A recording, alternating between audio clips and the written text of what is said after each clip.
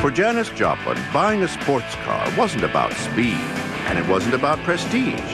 For the screaming queen of rock and roll blues, buying a Porsche was about having fun and looking good. This is the story of how a used off-white set of wheels became a one-of-a-kind flamboyant trademark for a psychedelic age. It's Janis Joplin's Technicolor 356 Cabriolet Porsche. Janis Joplin left her hometown of Port Arthur, Texas for San Francisco in 1960. She was just 17. Joplin was determined to become a successful singer. Her first effort, a career in folk music, failed to catch fire. Then, in 1966, she joined up with a San Francisco rock group called Big Brother and the Holding Company. Her gravelly blues voice and the band's tough sound combined to make an almost instant success. Janis became known as a rock and roll diva who wasn't afraid to speak her mind. She sort of, summed up everything that, that period of the 60s was about, sort of, being wild and free and all that, and talking about sex and all those sorts of things. I mean, she really was the first female performer in the rock and roll world to sort of take on that persona. Janis recorded 2 albums with Big Brother and the Holding Company before striking out on her own in 1968. Janis had arrived, but she hadn't really arrived in style.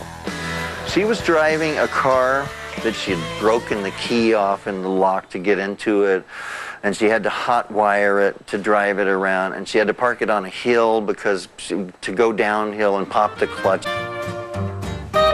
In September of 1968, Janis visited a Los Angeles car dealership on Santa Monica Boulevard.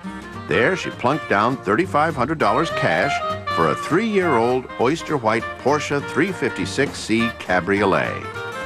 That model of Porsche was very desirable at that time. It was like groovy and kind of antique, and so she bought it in that spirit, I'm sure, even though she could have afforded anything. The Porsche was one of only about 3,000 of its model ever built. It had a 4-speed transmission and a black padded convertible top. A gem of a car, except that Janis didn't like its off-white color. About the same time, a friend named David Richards painted a custom design on her boyfriend's motorcycle. Joplin asked Richards if he could paint her car, too. She offered no specific guidelines. She just wanted a car that matched the times. And she got it. Butterflies and jellyfish swirl around God's all-seeing eye on the hood. Membranes, mountains, and birds splash across one side of the car. On the car's left front fender, a montage of Janis and her Big Brother bandmates. And on the right side, dreamy images of planets and stars. Richards called his creation History of the Universe. It's almost organic. It kind of melts into the road. It's a beautiful, it's almost like one of those, like a lichen that grows on a rock or something. It's so smooth. It seems like the product of millions of years of evolution.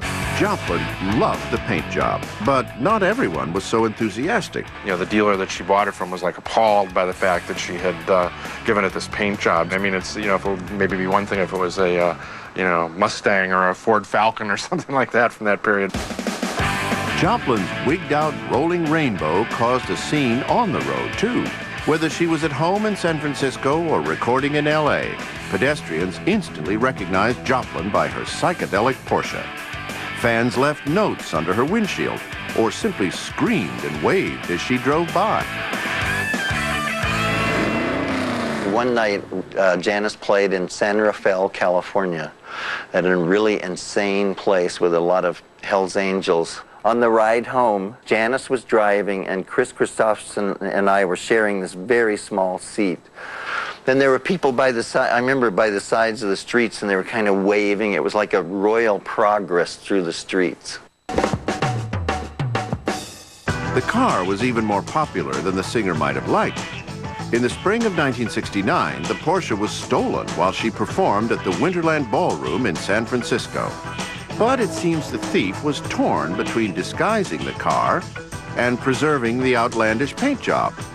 Maybe he was a Joplin fan. And the guy that stole it, he painted part of the car, covered it with, I think, a gray paint, but he did the back of it because he figured that way that if the police were following him, they wouldn't know that was the psychedelic car. You know, he didn't realize you maybe have to paint the whole thing. Thanks to the half disguise, the police picked up the car a week later in an Oakland parking lot. The gray primer was easily removed, and the car was returned. But Joplin's car cruising days were numbered. On October 4th, 1970, Janis Joplin was found dead of a heroin overdose in a Hollywood motel. After Joplin died, the Porsche was given to Joplin's manager, Albert Grossman. He drove the car at his home in upstate New York for 3 years, frequently lending it to visiting friends and family.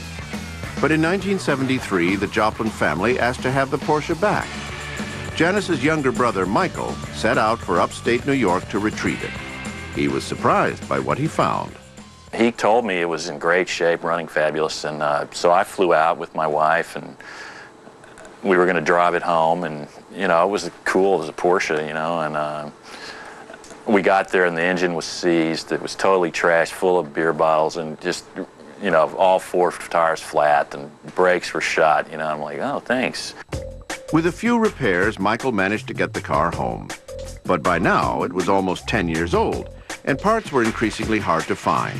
Michael and his sister Laura frequented junkyards and searched nationwide for parts. And then, the famous clash of colors began to chip. I would be driving along, and these big chunks of paint would fly off as, you know, this is not okay.